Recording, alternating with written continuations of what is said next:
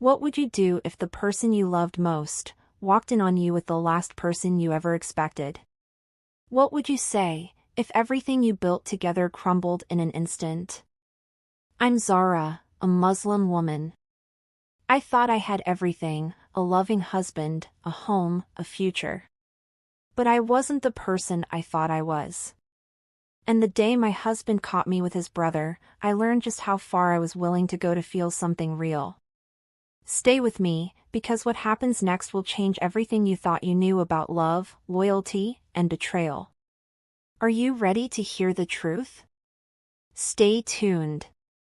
My husband, Omar, was everything I could have asked for. He was a kind-hearted man, a successful businessman, and someone who always put his family first. We had what everyone around us considered the perfect life, a beautiful home, and a marriage that seemed unbreakable. He was my best friend, my partner, the father of our children. To the outside world, we had it all. As a Muslim woman, family and faith meant everything to me. I followed the values I was raised with, cherishing my duties as a wife and a mother. Omar and I shared prayers together, held each other through the highs and lows, and in my heart, I believed we were unshakable. Omar, a successful businessman, had built his empire from the ground up. He worked tirelessly to provide for us, and I admired his ambition. But somewhere along the way, that same ambition began to pull him further and further away from me. The love I once felt for him, the connection we shared, started to slip through my fingers like sand. His long hours at the office, the constant meetings, left little room for us.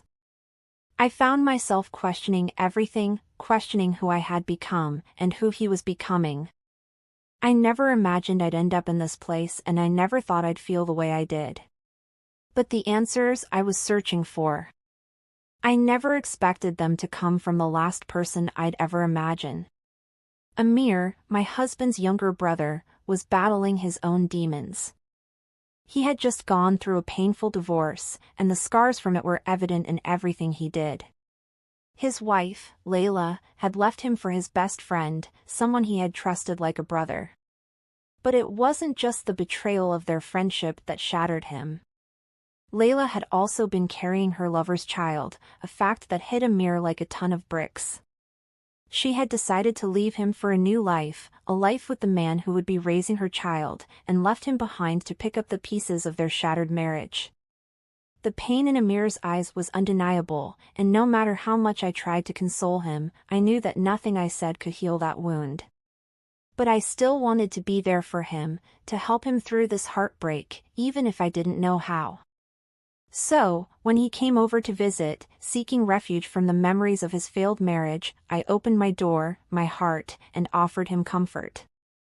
I listened to his anger, his sorrow, the raw emotions of a man who had been left for someone else, who had been cast aside for the promise of something new.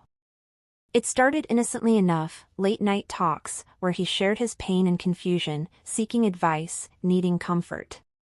He didn't have anyone else to turn to. His friends had abandoned him, and his family, well, his family had always been more focused on keeping appearances than truly understanding what was going on behind the scenes. I understood his hurt, I saw the raw vulnerability that his divorce had exposed, and I couldn't help but want to be there for him. At first, it was just talking. But then, something shifted. Our conversations became more intimate, more personal. The glances we shared started to linger longer than they should have. The touches, accidental at first, became too familiar, too charged. I told myself it was nothing, that he was just hurting and I was just trying to help. But deep down, I knew it was something more. I tried to distance myself, to remind myself of the boundaries that should never be crossed. After all, he was my husband's brother, and our family would never understand. But with each passing day, the connection between us grew stronger, the tension more undeniable. What started as a simple desire to help someone in pain turned into something I couldn't control.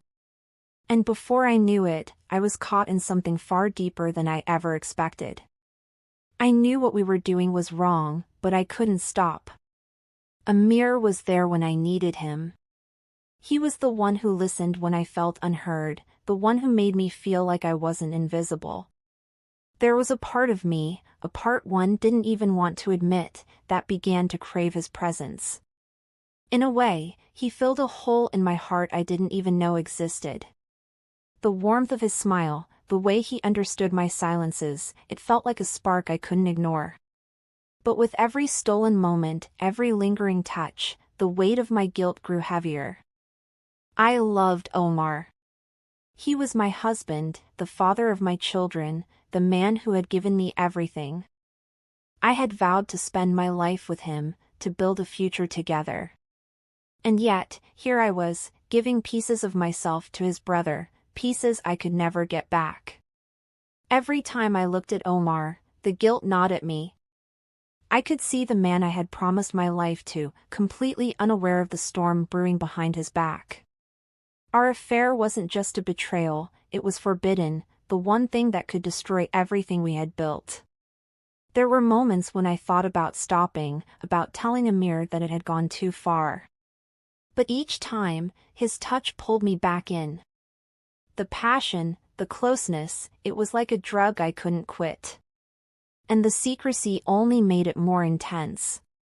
We had to hide, to lie, to pretend like everything was normal. The thrill of it, the danger, was both terrifying and exhilarating. But deep down, I knew this couldn't last. The lies were piling up, and the whispers were growing louder. Every time I saw Omar, every time Amir. And I shared a glance, I felt the tension building. I could feel the walls closing in. I kept telling myself I could stop, that I could end it before it ruined everything. But I knew deep inside that wasn't going to happen. The longer we kept it a secret, the more dangerous it became. The lies, the deceit, they couldn't stay hidden forever. And when the truth finally came to light, I knew there would be no turning back.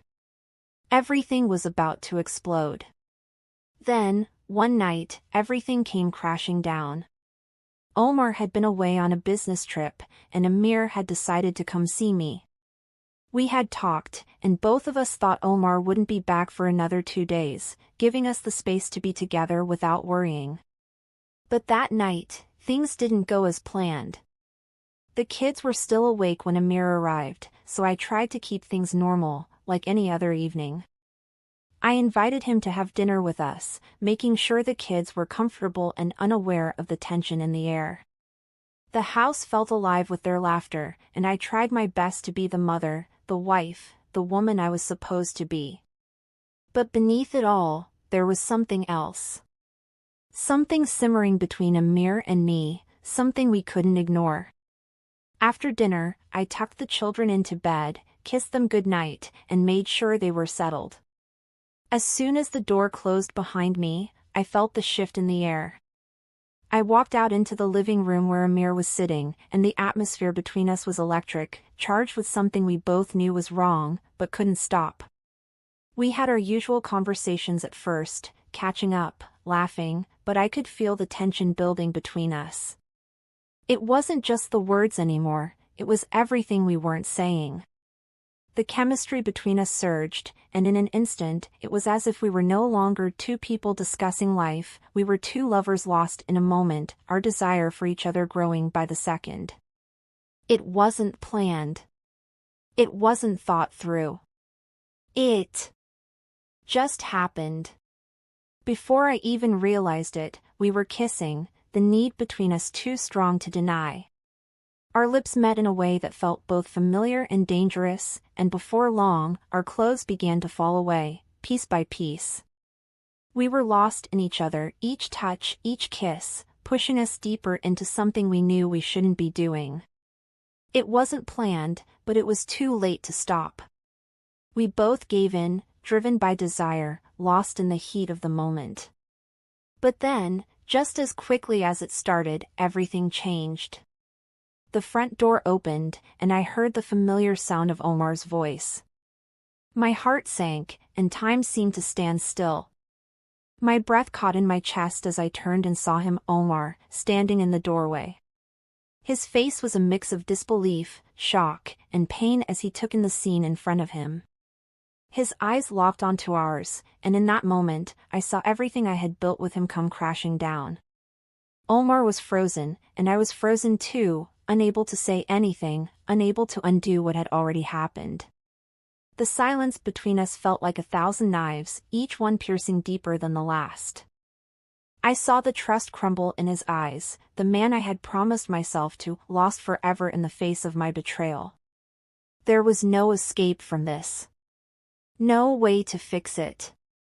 Everything that had been hidden, all the lies we'd woven, had unraveled in an instant.